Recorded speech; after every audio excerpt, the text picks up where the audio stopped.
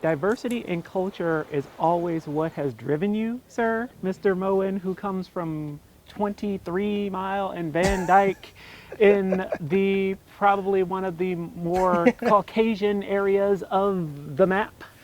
Well, yes. Well, I grew up in an area up in like the Romeo, Washington area, and it is like 90-some% white out there. This is a National Honor Society drawing that I did. Yeah, weren't you the diversity like in Well, most me and of the your other classes? adoptees. Okay. Class of 2006. There was a group of kids when I was in high school that flew this really gigantic Confederate flag around our school.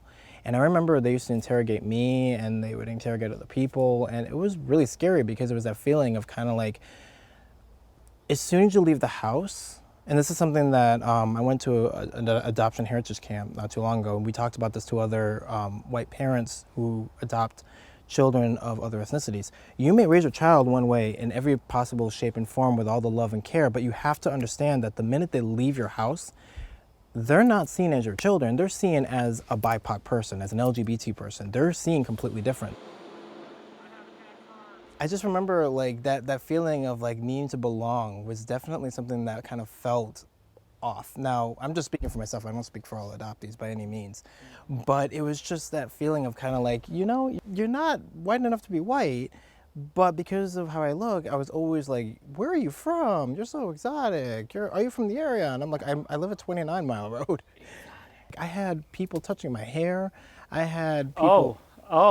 Oh, really? Okay. Yeah, I remember one kid was just kind of like poofy hair, and like, so, but back at that time, I didn't have the words and the language to explain what those feelings were, because I didn't understand what microaggressions or aggressions were. I didn't understand any of that. So I just thought it was just kind of like bullying. So I buried a lot of that growing up to where it's like, oh, it's just bullying, because that's what people told me. It's just bullying, they're mean, move on. But it embeds into you. It really embeds into you throughout most of your life. And again, I don't speak for all adoptees, but for adoptees who come from different cultures, it's like you go into one circle and it's like, you're not white, so we're going to teach you this way. But then sometimes you go into your own community and they're like, what kind of a Filipino are you? Don't you know this and this and this? And it's like, no, I wasn't raised around Filipinos. I don't speak this language. I don't do these things. So it was very difficult with that. I can only imagine.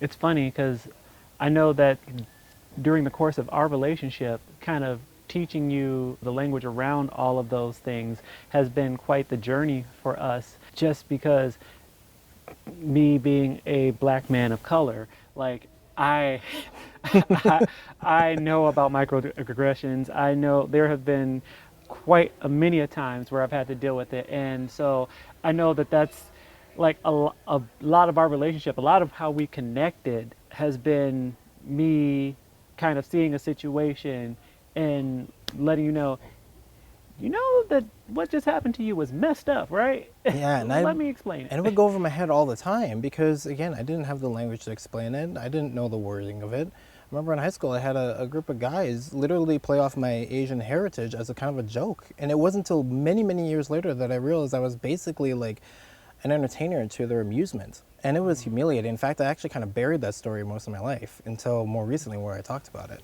I'm sorry. Yeah, it was, that was not a good memory. But again, it's sad because it's like it's a prolonged experience. And there's that feeling of shame when you learn something a lot later in life. But at the same time, I don't shy from it. It's part of who I am, which is what fueled me to want to find my biological family.